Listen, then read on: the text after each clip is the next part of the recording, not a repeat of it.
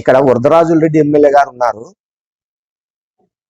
ఈ ఎమ్మెల్యే గారు స్థానికంగా కలెక్టర్కు చెప్పి ఈ కార్పొరేషన్ జరగాల అని ఈ పంచాయతీలు చేసినారు. ఈ మున్సిపాలిటీలోకి కలిపేదానికి ప్రయత్నం చేసినారు. దాంతో సక్సెస్ అయినాడు, కలిపేదానికి సక్సెస్ అయినాడు.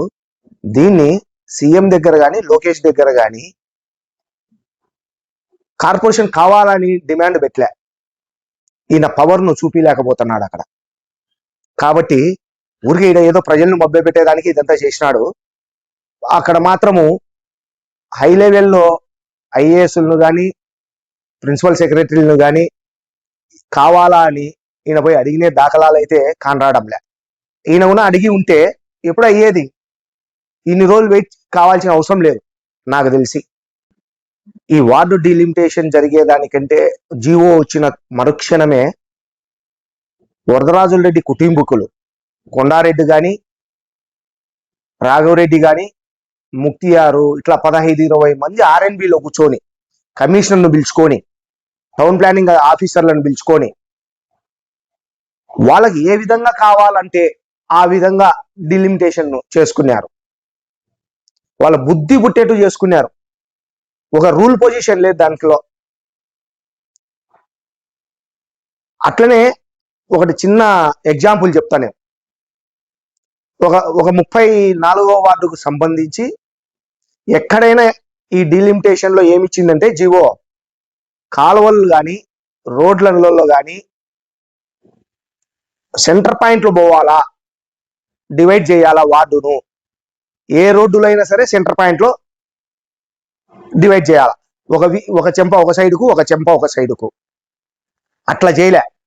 ఒక వీధిలో అయితే ఇళ్ల పైన చేసినారు. ఆడ వీధే లేదు, రోడ్డే లేదు, కాలువే లేదు. సర్వే నెంబరు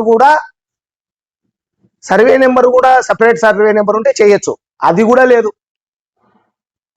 ఒక వీధికి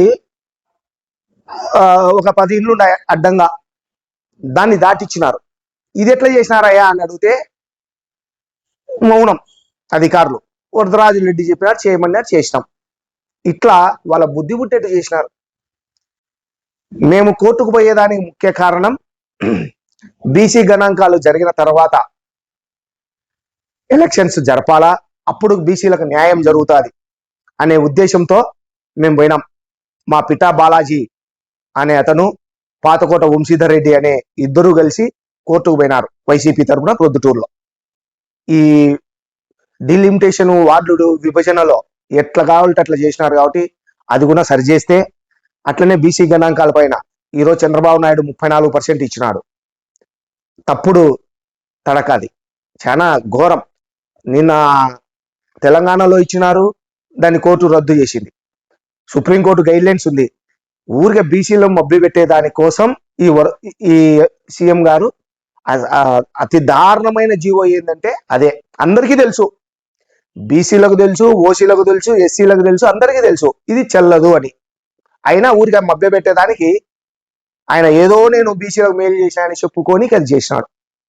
అది ఎట్లా కోర్టులో పోతుంది, అది ఉండదు. 100% వైసీపీ అభ్యర్థులు, వైసీపీ చైర్మన్ అభ్యర్థి 100% గెలవబోతున్నాం. ఇక అది వాళ్ళ లోకేష్ నాకు తెలిసి ఒక 3 నెలల కిందట ఒక ఎంక్వైరీ కూడా చేయించినాడు, సర్వే చేయించినాడు ఈ ప్రొద్దుటూరు మున్సిపాలిటీలో. చేపిస్తే ఆయనకు తెలిసింది ఏంటంటే ప్రొద్దుటూరు